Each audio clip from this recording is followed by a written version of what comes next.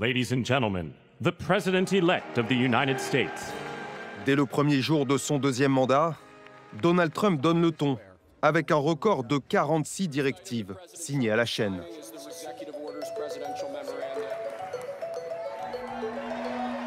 What is this? Withdrawing from the World Health Organization, sir? Ooh, that's a big one. Une entrée en matière frénétique, à l'image de ce début de mandat. Retour sur 100 jours qui ont ébranlé le monde. Les États-Unis de Donald Trump se considèrent de nouveau comme une nation qui étend son territoire. Ses cibles font l'objet de menaces répétées, le Panama et son canal. My administration will be reclaiming the Panama Canal, and we've already started doing it. Le Canada, allié historique des États-Unis.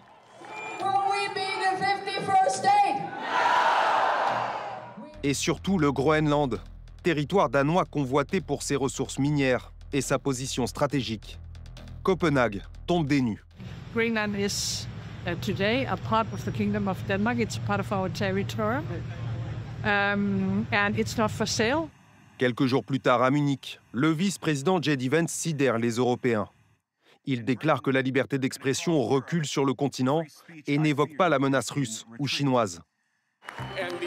Donald Trump tourne le dos à ses alliés et entraîne les États-Unis hors de la coopération internationale. Exemple frappant, la sortie de l'accord de Paris sur le climat ou encore le démantèlement de l'agence USAID dédiée à l'aide internationale au développement et son colossal budget de 42 milliards de dollars en 2024. Début mars, 83% de ces programmes sont coupés.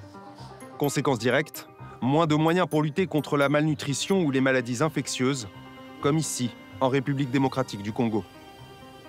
All the mobile clinics that were being supported by USAID are gone. Washington ferme également le robinet de son aide militaire à Kiev. Depuis l'intronisation de Donald Trump, plus aucune dotation n'est attribuée à l'Ukraine. Le crucial renseignement américain est coupé temporairement. Sur le front, les positions ukrainiennes sont affaiblies. Donald Trump lance des négociations directes avec la Russie et met de côté les Européens, ainsi que Volodymyr Zelensky, traité de dictateur. Le président ukrainien, qui refuse le deal offrant aux États-Unis des droits à vie sur les ressources minières du pays, subit les foudres de Donald Trump et de son vice-président devant les caméras du monde entier. You're gambling with the lives of millions of people. You're gambling with World War III. You're gambling with World War III. And what you're doing is very disrespectful to the country, this country, that's backed you far more than a lot of people said they should have. Have you said thank you once this entire meeting? No, in this entire meeting, you said thank you. Today. It's going to be a very hard thing to do business like this. Again, just say thank you. You're either going to make a deal or we're out. And if we're out, you'll fight it out. La scène réjouit Moscou et stupéfie les alliés de Kiev. Il y a un agresseur qui est la Russie.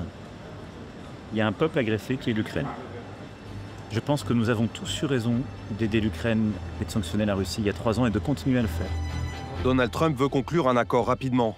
Mais Vladimir Poutine, dont les troupes grignotent peu à peu des portions du front, ne semble pas pressé. Les négociations traînent en longueur. Leur issue paraît aujourd'hui bien incertaine. Autre dossier de taille de ce début de mandat, la guerre à Gaza. Le 4 février, Donald Trump dévoile une série de propositions chocs. Prise de contrôle de Gaza par les États-Unis, déplacement des 2 400 000 Palestiniens du territoire et promesse de reconstruction en Riviera du Moyen-Orient.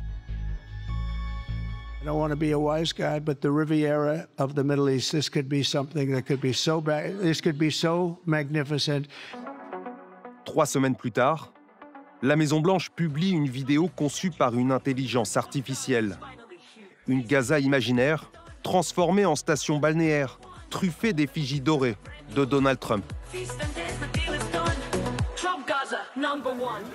La réalité est pourtant tout autre.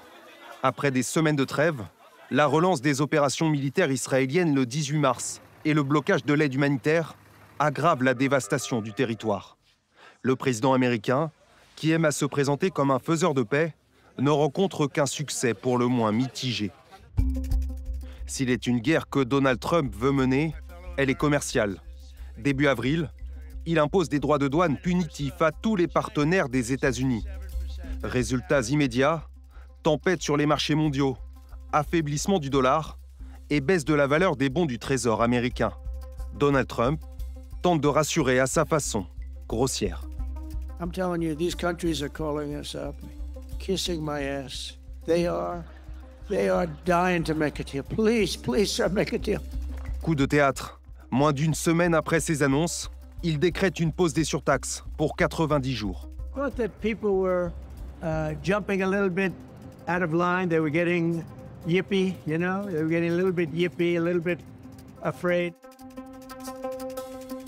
Une exception, les surtaxes portées à 145% contre la Chine, qui réplique avec des droits de douane du même ordre. L'économie mondiale souffre et entre dans une ère d'incertitude. Le monde doit désormais composer avec les décisions de l'imprévisible locataire de la Maison-Blanche.